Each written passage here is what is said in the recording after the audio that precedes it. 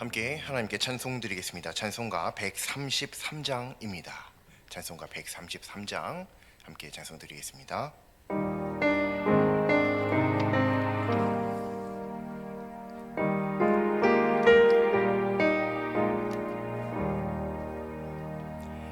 하나님의 말씀으로 이 세상이 창조되니 그는 알파와 오메가 처음이요 끝이시라. 지난 날과 장래일을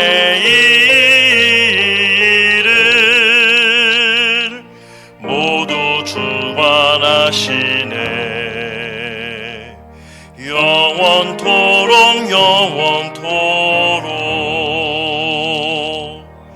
온 하늘이 찬양하며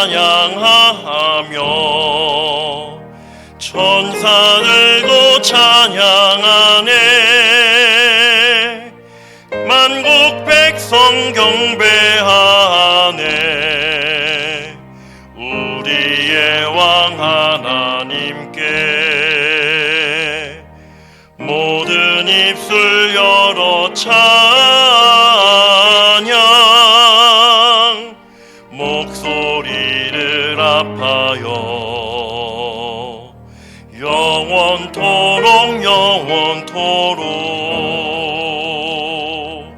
성부 성자 성령 주님 삼위일체 하나님께 감사 찬미 노래하며 끊임없이 찬양하리. 존귀 영광 주의 권세 영원하신 승리를 영원토록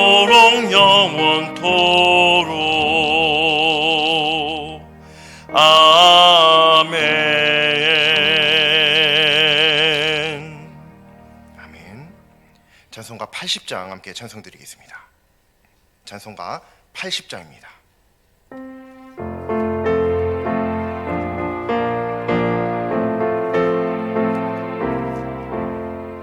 천지에 있는 이름 중 귀하고 높은 이름 주나시기 전 지으신 구주의 이름 예수.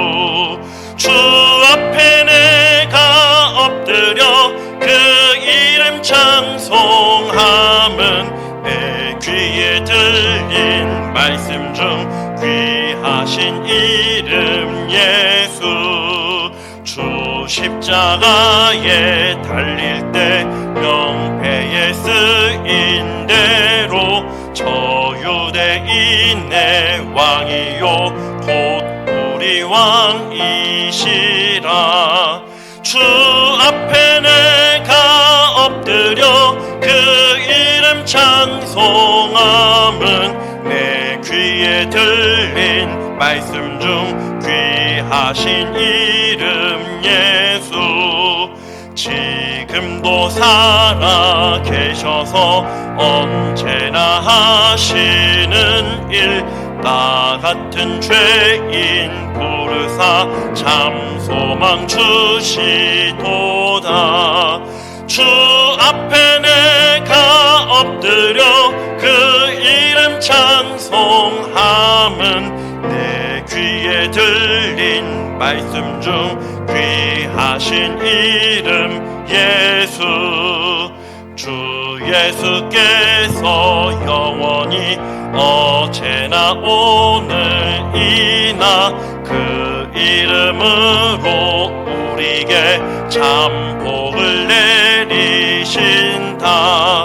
주 앞에 내가 엎드려 그 이름 찬송함은 내 귀에 들린 말씀 중 귀하신 이름 예수. 아멘.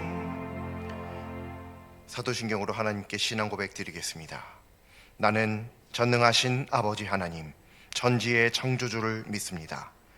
나는 그의 유일하신 아들, 우리 주 예수 그리스도를 믿습니다. 그는 성령으로 잉태되어 동정녀 마리아에게서 나시고 본디오 빌라도에게 고난을 받아 십자가에 못 박혀 죽으시고 장사된 지 사흘 만에 죽은 자 가운데서 다시 살아나셨으며 하늘에 오르시어 전능하신 아버지 하나님 우편에 앉아 계시다가 거기로부터 살아있는 자와 죽은 자를 심판하러 오십니다. 나는 성령을 믿으며 거룩한 공교회와 성도의 교제와 죄를 용서받는 것과 몸의 부활과 영생을 믿습니다. 아멘. 찬송가 218장 함께 찬송 드리겠습니다. 찬송가 218장입니다.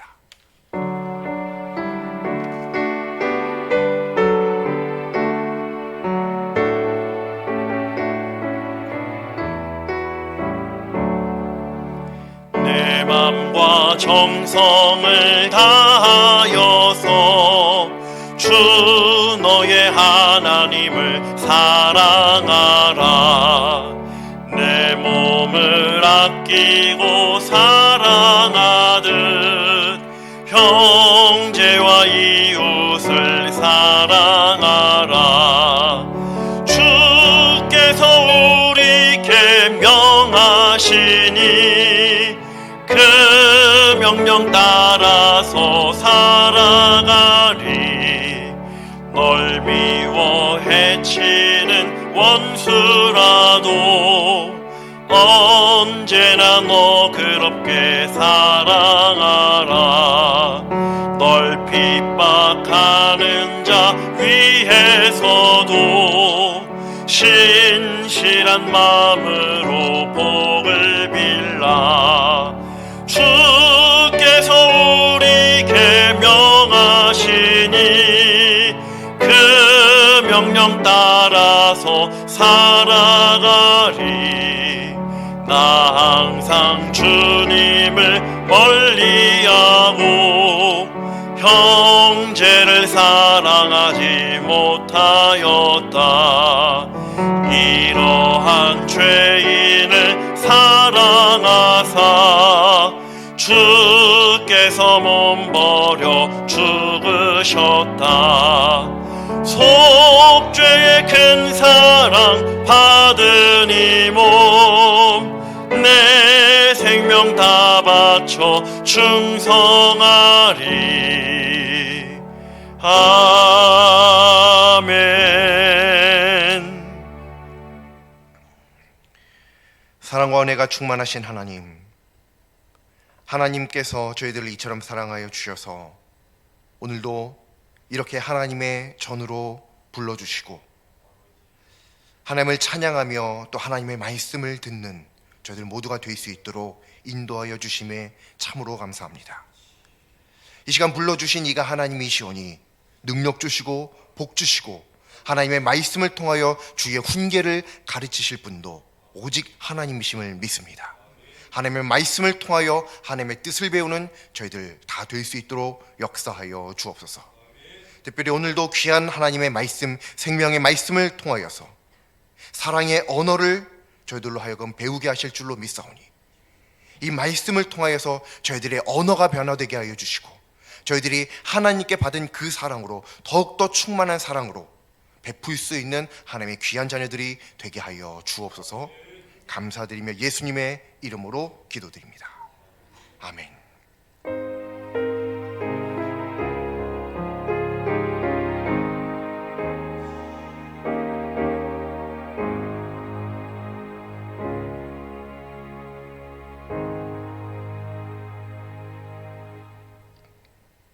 오늘 하나님 말씀 함께 보시겠습니다. 오늘 하나님 말씀은 구약성경 욥기 19장 1절부터 4절까지 말씀입니다.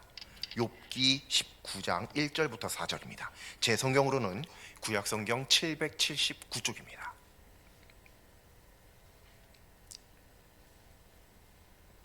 구약성경 779쪽 욥기 19장 1절부터 4절입니다.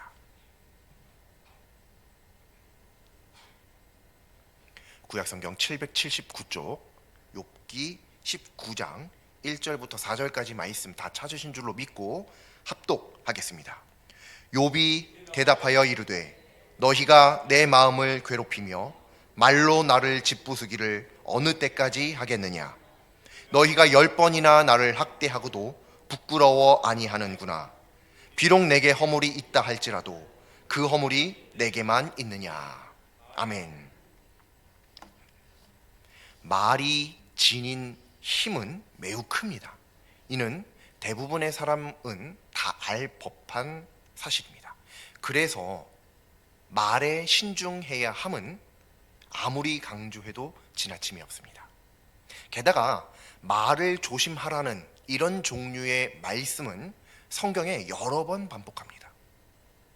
하지만 많은 하나님의 자녀는 하나님께서 성경을 통해서 말을 조심해라라고 말씀하셨지만 말을 조심하지 않는 것이 얼마나 하나님 앞에 큰 죄인지를 잘 알지 못하고 있습니다. 오늘 하나님의 말씀을 통해서 말을 함부로 하는 것, 그것이 얼마나 큰 죄가 되는지 깨닫고 하나님께 하나님 저들의 입술에 파수꾼을 세워 주옵소서. 그 복을 사모하는 하나님의 자녀 될 수 있기를 간절히 소망합니다. 누구라도 오늘 하나님의 말씀을 읽어보면 친구들의 말로 인해서 욥이 상처투성이가 되었구나 라고 하는 사실을 알 수 있습니다. 그런데 오늘 하나님의 말씀은 단순히 그 정도의 말씀이 아닙니다. 이 말씀을 읽고 욥이 참 마음이 아프구나, 이 정도에서 끝나면 안 되는 말씀이라는 겁니다. 한글로 번역된 성경을 보면 그 정도 수준에서 끝날 수도 있지만 오늘 하나님의 말씀의 진가를 발견하기 위해서는 반드시 히브리어로 성경을 읽어봐야 됩니다. 그러면 더욱 깊은 진리를 발견할 수 있습니다. 2절 말씀을 보면요, 욥이 이야기합니다. 욥은 친구들의 말로 욥의 마음을 괴롭게 하고 부순다. 친구들이 욥이 이야기하기를 친구들이 그 말로 나를 괴롭게 하고 부숴버리는구나 라고 그렇게 이야기하고 있습니다. 여기서 마음이라고 하는 내 마음을 괴롭게 하고 내 마음을 부순다. 욥의 마음을요. 이 마음이라고 하는 단어를 그냥 지나치면 안 됩니다. 한글로는 그냥 마음이라고 번역되어 있지만 이게 성경에 보면 창세기 2장 7절에도 나와 있는 단어입니다. 히브리어로요. 같은 단어입니다. 근데 창세기 2장 7절 말씀을 읽어보면 마음이라고 번역된 단어가 하나도 없습니다. 한글로 또 보면요. 그러니까 히브리어로는 같은 단어인데 창세기 2장 7절과 오늘 욥기 19장 2절 말씀에 나와 있는 이 동일한 히브리어 단어가 다르게 번역되어 있다는 것이죠. 여기에는 마음인데 창세기 2장 7절 말씀을 나중에 한번 가서 보시면 뭐라고 나오냐면 하나님께서 사람을 창조하십니다. 그리고 숨을 불어넣으시죠. 그랬더니 뭐가 된지라요? 생명이 된지라. 여기에서 이 생명이 특별히 생과 영 두 글자가 합쳐진 단어인데 생은 살아있다라는 뜻이죠. 영은 영혼을 이야기하는 그 영, 살아있는 영이다라고 하는 뜻입니다. 생명이란 살아있는 영이다라고 하는 뜻인데 이 영에 해당하는 단어가 바로 이 마음에 해당하는 단어입니다. 즉 욥이 이야기하기를 욥의 친구들이 욥을 말로써 그 마음을 괴롭게 하고 마음을 부쉈다라고 하는 것은 무엇이냐면 영을요, 생명을 괴롭게 하고 부셔버리는 일을 했다라고 하는 겁니다. 말로요. 그런데 한번 잘 생각을 해보죠. 하나님은 생명을 어떻게 하셨죠? 부수는 게 아니라 창조하셨습니다. 근데 욥의 친구들은요, 생명을 부수는 일을 하고 있습니다. 뭘로요? 말로요. 누군가는 말로 생명을 창조하는데 누군가는 말로 생명을 부숴버리는 일을 하고 있습니다. 그렇다면 말로 생명을 부수는 일을 한 그것은 그냥 조금 심한 말을 했구나라는 정도에서 끝날 수 있는 것이 아닌 것을 우리는 확실하게 알 수 있습니다. 성경적인 근거를 가지고요. 무슨 일이냐? 그거는 하나님께서 창조하신 창조 섭리의 정면으로 대적하는 일이에요. 하나님께서 생명을 창조하시는데 나는 그 생명을 부수는 일을 하고 있으면 정반대에서 정면으로 대적하는 일이 명백하죠. 그러므로 우리들은 오늘 이 19장 2절 말씀만 보더라도, 2절 말씀, 이 한 절 말씀만 보더라도 말로 다른 사람의 마음을 상처 주고 부수는 일을 하는 것이 얼마나 하나님 앞에 큰 죄인지를 알 수 있다는 겁니다.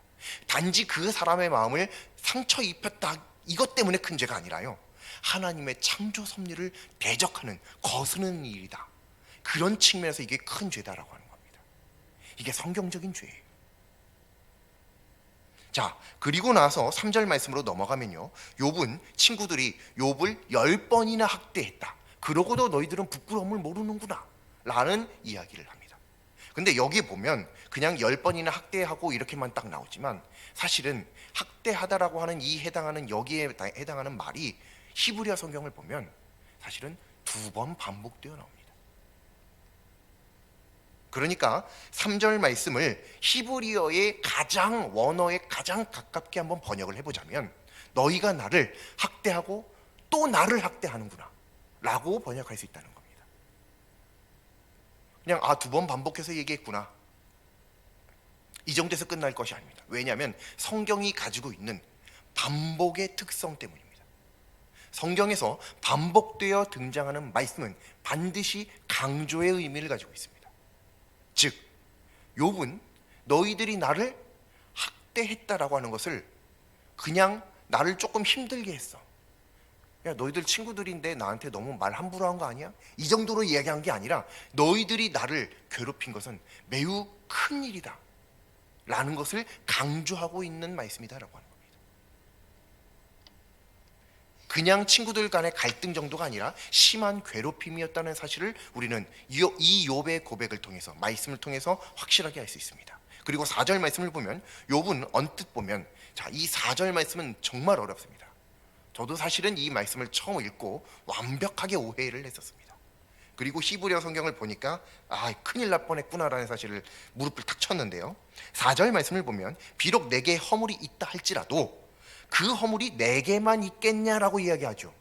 이 말뜻은 즉슨 무슨 말이냐, 내게 허물이 있다 한들 이게 나한테만 있는 거냐? 너희들은 허물 없어? 이 뜻으로 우리가 받아들이기 딱 좋죠. 지금 아마 대부분의 사람은 분명히 그렇게 생각할 겁니다. 이 이외에 다른 생각을 가지게 되는 사람은 아마 거의 없을 겁니다. 근데 히브리어는 전혀 그 뜻이 아닙니다. 히브리어에 가장 가깝게 번역을 해보자면 이 말씀은 무슨 말이냐면, 비록 내게 허물이 있다 할지라도 이 허물은 내게만 있는 허물이다라는 뜻이에요. 약간 비슷한데 무슨 뜻이냐면요, 내게 허물이 있다 한들 너희들과 이게 무슨 상관이냐, 이건 내 허물이지 너희들의 허물이 아닌데 왜 너희들이 이렇게 난리치고 있느냐, 이 뜻입니다. 이게 히브리어에 가장 정확하게 번역한 거예요. 즉 욥은 이야기하는 겁니다. 친구들에게 이야기하기를, 얘들아, 그래 맞아, 너희들이 말한 것처럼 내가 허물 있는 사람 맞아, 나도 인정한다. 그런데 이건 내 허물이지 너희들의 허물이 아니잖아. 그리고 내 허물이 너희들에게 어떤 영향을 미친 것도 아니잖아. 그런데 너희들은 왜 나에게 아무런 상관없는 나 혼자만 가지고 있는 지극히 개인적인 허물을 가지고 왜 나한테 이렇게 나를 힘들게만 하고 있느냐. 너희들에게 아무런 영향이 없다고 한다면 너희들 나에게 좋은 말 해줄 수 있지 않겠니? 너희들 나를 위로 한 번쯤 해줄 수 있지 않겠어? 이런 의미로 이야기를 하는 거죠.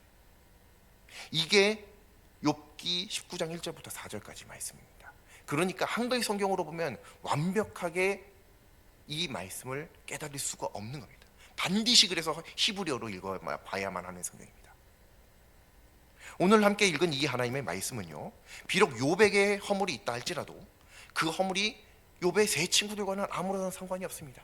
그런데 그들은 말로써 욥을 괴롭게 하고 마음을 부수는 일을 하면서도 어떻게 부끄러움 하나 없을 수 있겠느냐, 없느냐 라고 하는 게 오늘 말씀의 전체적인 그냥 줄거리가 됩니다. 욥뿐만 아니라 모든 사람은 말로 서로 간에 상처를 주고 받고 있습니다. 우리 살다 말로 상처 한 번 안 받아본 사람이 어디 있어요? 늘 상처를 받습니다. 늘. 저도 마찬가지예요. 불과 말로 상처 받은 지 일주일도 안 지났습니다. 최근에. 예. 상처를 그렇게 많이 받아요. 그 말 뜻은 무슨 뜻이냐면요, 말로 상처 주는 사람들이 그렇게 많다는 거예요. 그럼 거기에 내가 포함이 안 돼 있을 리가 거의 없겠죠. 내가 상처 받는 사람에도 포함되어 있지만 내가 상처 주는 사람에 포함되어 있지 않을 가능성이 거의 없습니다. 이게 우리들의 현실이에요. 무슨 말인고 하니 우리 모두 다 서로 간에 말로 상처 주는 사람이고 또 받는 사람이다라고 하는 겁니다. 그런데 이때 한번 생각을 해보면, 특별히 상처를 받을 때를 한번 생각을 해보면요, 이 상처받은 것 때문에 마음이 너무 아플 때가 많죠. 근데 신기해요. 어떤 사람들은요 그렇게도 이야기합니다. 야, 이 정도의 상처라고 한다면 차라리 내가 매를 맞는 게 낫다. 매를 맞으면 한 번 맞으면 끝나지. 이 마음의 상처는 도대체 이게 언제까지 지속이 되는지.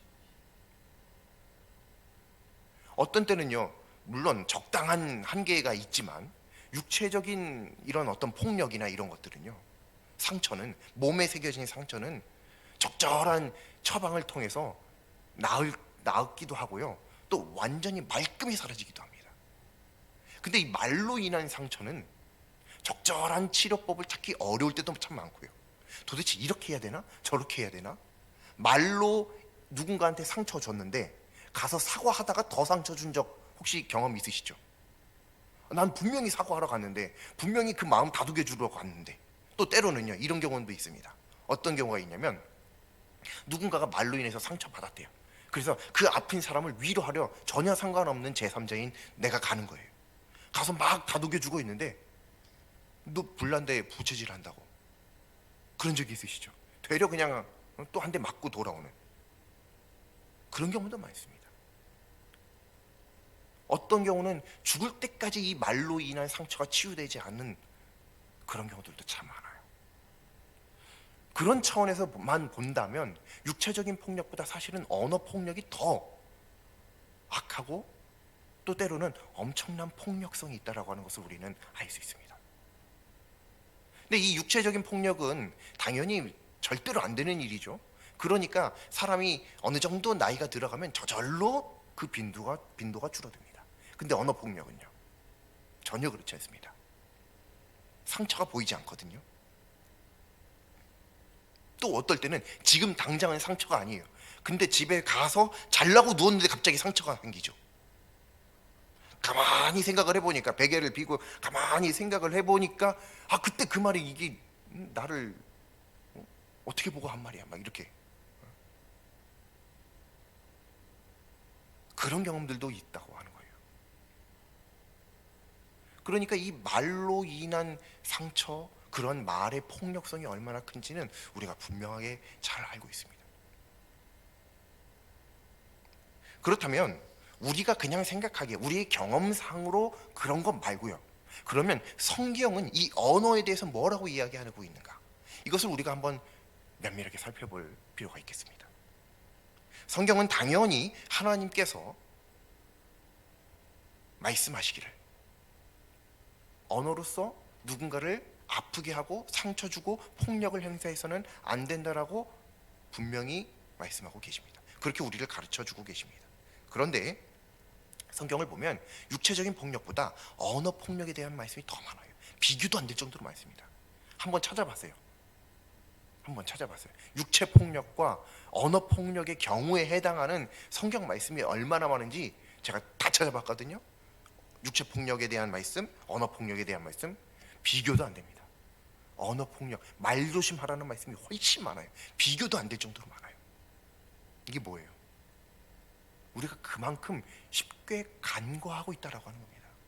안 보이니까 저 사람이 지금 상처 받는지도 모르고 막 갖다가 언어를 가지고 공격하는 거예요.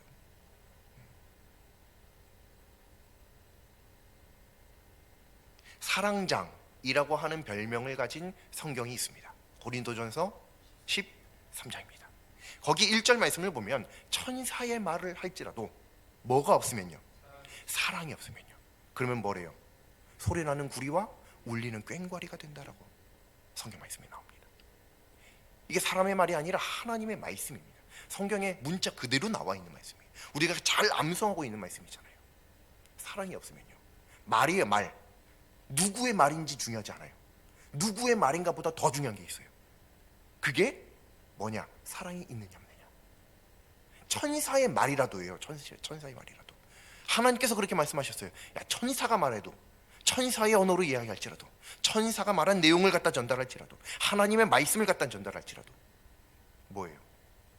사랑이 없으면 안 된다고요. 사랑이 없으면 소리나는 구리와 울리는 꽹과리가 되는 거예요. 그냥 겨우 그뿐인, 그냥 소리뿐인 말이 될 뿐이에요. 아무 의미도 영향력도 하나님께 영광도 아무것도 되지 않는다라고 하는 거죠. 그게 고린도전에서 13장 1절 말씀에 분명히 드러나 알고 있습니다. 우리도 그렇게 외우고 암송하고 있습니다. 그러면 우리는 이 말씀을 통해서 확실하게 알 수 있습니다. 욥의 친구들이 욥에게 이야기할 때 뭐가 부족했느냐? 욥기에 나와 있는 말씀을 쭉 보세요. 그들이 한 말, 욥의 친구들이 욥에게 한 말을 보면 그들 말도 썩 그렇게 틀린 말은 없어요. 하나님에 대한 얕은 지식일 뿐이지 그렇게 많이 틀리지는 않아요. 또 그들 말 중에 사실 거의 대부분은 맞는 말입니다. 맞는 말인데도 하나님께서 말씀하시기를 너희들의 말은, 성경의 욥기 이제 마지막 부분에 보면 이제 그 친구들에게 하나님께서 말씀하시거든요. 너희들의 말이 욥의 말보다 옳지 못하다라고 말씀하십니다. 정확하게 표현하면 옳지 않다라고 표현하세요. 글자가 그대로. 거기에 통해서, 그것을 통해서 우리가 확실하게 알 수 있습니다. 무슨 말이냐? 물론 옳고 그름도 중요하죠. 그런데 그 말씀과 오늘 말씀을 연결지어 볼 때 그 말씀이 틀린 것으로도 참 큰 문제인데, 그 말에 사랑까지 없으면 어떻게 된다고요? 욥이 말하기를 사랑 없는 너희들의 말이 하나님의 창조 섭리, 즉 생명을 부수는 일을 하는구나 라고 욥이 이야기한다는 거예요. 그게 욥기 19장 2절 말씀인 거예요. 즉 욥기 19장 말씀과 고린도전서 13장 말씀을 서로 짝지어서 둘 다 언어, 말에 관한 말씀이니까요. 생각을 해본다면 사랑 없는 말, 사랑으로 하지 않는 말이 얼마나 큰 하나님 앞에서의 대죄인지를 확실하게 우리는 깨달을 수 있습니다. 그렇다면 어떻게 해야 돼요? 아무리 맞는 말, 아무리 천사의 말이라도 우리는 사랑이 없을 때는 절제할 수 있어야 됩니다. 절제할 수 있어야 돼요. 옳은 말이라도 하지 않을 수 있어야 된다는 거예요. 어떤 사람들은 얘기해요. 나는 칼이야. 나는 정확해 아주. 나는 기면 기고 아니면 아닌 사람이야. 뭐 이런 말들 하죠. 그러나 하나님께서는요, 기면 기고 아니면 아니고 그게 문제가 아니고, 아무리 기어도 거기에 사랑이 없으면 안 된다라고 말씀하고 계십니다. 그것은 그 사람에게 상처 주는 말일 뿐만 아니라 그것은 곧 나에 대한 큰 죄다라고 하나님께서 성경을 통해 명백하게 우리에게 말씀하세요. 왜 어떤 사람들에게 이야기할 때 굳이 좋게 이야기할 수 있는데도, 좀 아름답게 표현할 수 있는데도, 좀 그 사람에게 상처 안 되게 가능한 대로 부드럽게 표현할 수 있는데도 왜 그렇게 날카롭게 표현하는 걸까요? 왜 사람들은 그렇게 직설적으로 표현하지 않으면 자기의 의가 드러나지 않는 것처럼 생각할까요? 뭐가 부족하기 때문일까요? 바로 사랑이 부족하기 때문입니다. 사랑이요.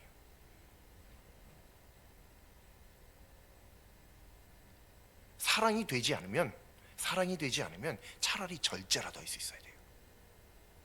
절제라도 할 수 있으면 차라리 절반이라도 가는 거예요. 가만히 있으면 절반이라도 가지, 뭐 이런 말이 있죠.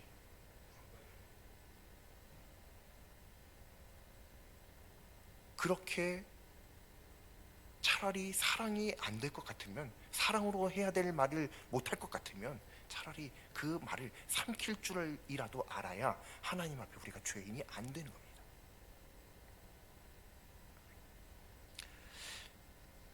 사절 말씀에서 욥은 비록 욥에게 허물이 있다고 한들 이 허물이 내게만 있다라고 얘기합니다. 이게 허물이 내 거야. 너희들의 허물도 아니야. 내 허물은 너희들에게 어떤 영향을 미치지도 않아.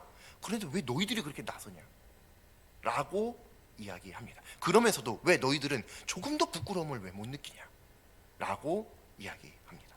이렇듯 오늘날 하나님 자녀의 언어 생활을 들여다보면 자기와 아무런 상관없는 일, 아무런 상관없는 사람, 아무런 상관없는 허물, 그 사람이 잘못했다 한들 그게 나에게 아무런 관련도 없어요. 근데 막 거기다 대고 제3자로 저 사람이 저랬대. 나중에 알고 보면 그 사람은 아무런 관계도 없는 사람이었어. 아 뭐야, 나는 너가 무슨 관계라도 있는 줄 알았네. 그렇게 심각하게 얘기하길래. 그런 적 있으시죠? 이런 일을 사실은 성경에 이미 기록이 되어져 있다는 거예요. 욥이 이야기하는 거예요. 욥의 친구들, 야 니들 아무 상관없는데 왜 이렇게 나한테 와갖고, 이게 뭐냐 도대체. 친구들이라면서, 믿음의 친구들이라며. 야 그렇게 약속을 정해서 나 하나 위로하고자 그 멀리 뿔뿔이 흩어져 있다가 여기까지 찾아올 정도면, 그 정도 우정이면 여기까지 왔으면 좀 참지, 절제할 줄 알지. 그 말로써 하나님께서 창조하신 생명을 부수는 창조 섭리를 이렇게 정면에서 대적하니, 이건 지금 나의 마음을 아프게 한 게 문제가 아니라 너희들 지금 하나님 앞에 죄 짓는 거야 라며 지금 답답해하고 있는 거죠.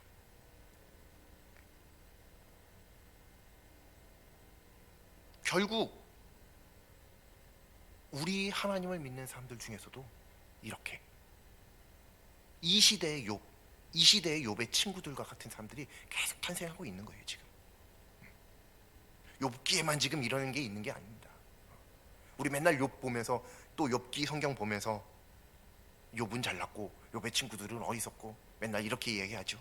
그리고 믿음의 후배들에게 그렇게 가르치죠. 근데 나도 이미 욥의 친구들과 별반 다를 바 없다라는 것도 알고 계셔야 되는 겁니다. 오늘 하나님의 말씀을 들음으로 나이가 많다고, 또 성경에 대해 더 많이 안다고, 사역 경험이 더 많다고, 아무런 관계없는 동역자의 허물까지도 다 들춰내서 사랑 없는 말로 동역자를 괴롭혀 온 모든 하나님의 자녀가 경각심을 가지고 반성하고 회개하는 기회를 삼는 그런 복을 우리가 모두가 받을 수 있기를 간절히 소망합니다. 그냥 말 심하게 한 정도가 아닙니다. 그 정도의 죄를 내가 지었으니 이제는 하나님 앞에 무엇을 간구해야 할지 확실하게 알 수 있죠. 회개는 당연하고요. 아 하나님, 저 그동안 맞는 말만 했어요. 제가 너무 약해서 상처받은 거예요. 그게 아니고 내가 사랑 없음이, 하나님 회개합니다. 그리고 시편 141편에 다윗이 그렇게 고백합니다. 내 입술에 파수꾼을 세워줘 달라고요. 그렇게 하나님 앞에 간구해요. 근데 이때 상황 혹시 아세요? 시편 141편입니다. 나중에 한번 가서 읽어보시면 또 은혜가 됩니다. 시편 141편에 다윗이 이야기하기를 하나님 제 입술에 파수꾼을 세워주세요 라고 간구하는데, 그때 어떤 상황이냐면 다윗이 장인어른 사울의 목숨의 위협으로부터 도망다니던 시절이에요. 자, 그 정도 되면 입술에 파수꾼이 필요할까요? 안 필요할까요? 필요가 없어요. 아니 날 죽이려고 하는 사람, 그리고 남도 아니에요. 장인어른이에요. 장인어른인 나를 그냥 때리려고 하는 것도 아니고 그냥 생명을 빼앗으려고 쫓아다니고 있거든요. 그 정도면 한번 욕해도 되는 거 아닌가요? 우리들이 살면서 이 정도 상황 만나면 욕할 수 있는 거 같죠? 이 정도 상황 되면 손가락질 할 수 있잖아요. 이 정도 되면 어디 가서 저 사람 흉 봐도 될 것 같잖아요. 근데 그때 다윗이 고백합니다. 하나님 제 입술에 파수꾼을 세워주옵소서. 이 뭐예요? 욥기에 처음 1장 2장 이쪽 보면 하나님께서 사탄의 그 충동을 허락하십니다. 그리고 그래 네 맘대로 한번 욥 한번 해봐 해갖고 욥을 이렇게 고난 가운데 몰아넣으시죠? 그런데 그때 그 욥이 그 모든 고난을 당한 뒤에 성경 말씀에 뭐라고 나오냐면 입술로 범죄하지 않았다라고 분명하게 써 있습니다. 이게 뭐예요? 하나님께서 입술에 파수꾼을 세워주신 겁니다. 하나님께서 욥의 입술에 파수꾼을 세워주신 줄로 믿습니다. 다윗의 기도가 오늘날 우리들에게 반드시 필요한 믿음의 기도인 줄로 믿습니다. 옳은 말을 하고 싶다, 사랑의 언어로 어떤 뭘 하고 싶다, 그런 것과 관계없이요, 언제든지 우리들의 입술에 하나님 파수꾼을 세워주옵소서. 비록 명백하게 저 사람이 나쁜 사람이고 나는 까닭없이 고난을 당하는 중이지만, 그런데도 제가 입술로 저 사람을 욕하거나 불평하거나 이런 상황에 대해 한탄하지 않고 오직 하나님만 의지할 수 있도록 입술에 파수꾼을 세워주옵소서. 이 고백이, 다윗의 그 고백이 바로 오늘날 우리 믿음의 자녀들의 고백이 되어야 할 줄로 믿습니다. 그때 우리들의 입술을 통해서 하나님의 사랑이 전달될 수 있는 줄로 믿습니다. 그래서 오늘 말씀의 제목이 사랑의 언어입니다. 우리들 항상 옳은 말, 맞는 말, 그리고 도움이 되는 말, 또 어떤 영향력을 미치는 말, 가르치는 말, 이런 여러 가지 종류의 말들을 할 수 있으나 그 중에서 가장 좋은 언어는, 하나님께서 원하시는 딱 한 가지의 언어를 꼽자면 그것은 바로 사랑의 언어인 줄로 믿습니다. 오늘 하나님의 말씀을 통해서 사랑의 언어가 아닌 다른 언어가 얼마나 하나님 앞에 큰 죄인지를 깨닫고 깨달아지는 대로 회개하며 하나님 앞에 다윗의 그 고백처럼 하나님 저희 입술에 파수꾼을 세워주옵소서 간구하며 나아가는, 그렇게 하나님의 도우심을 구하는 하나님의 자녀 우리 모두가 될 수 있기를 간절히 소망합니다. 기도드리겠습니다.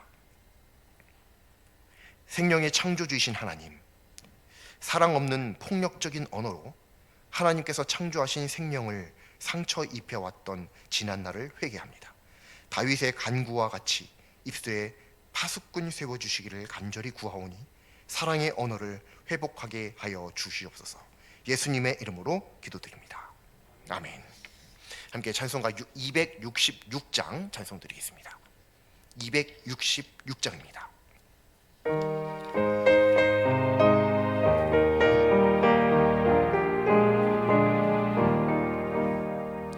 주의 피로 이룬 샘물 참 깊고 넓도다. 구원하는 그 신능력 다 찬송할지라. 찬송하세 주의 보혈 그 샘에 지금 나아가 죄에 깊이 빠진 이 몸 그 피로 씻어 맑히네. 죄악 세상 이김으로 거룩한 길 가는 나의 마음 성전 삼고 주께서 계시네. 찬송하세 주의 보혈 그 샘에 지금 나아가 죄에 깊이 빠진 이 몸 그 피로 씻어 맑히네. 주 예수를 깊이 아는 놀라운 그 은혜 하늘나라 즐거움이 매일 새롭도다. 찬송하세 주의 보혈 그 샘에 지금 나아가 죄에 깊이 빠진 이 몸 그 피로 씻어 맑히네. 아멘. 하늘에 계신 우리 아버지, 아버지의 이름을 거룩하게 하시며 아버지의 나라가 오게 하시며 아버지의 뜻이 하늘에서와 같이 땅에서도 이루어지게 하소서.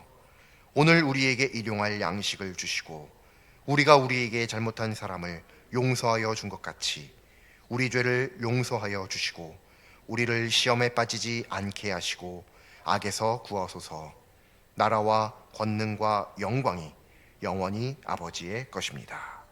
아멘.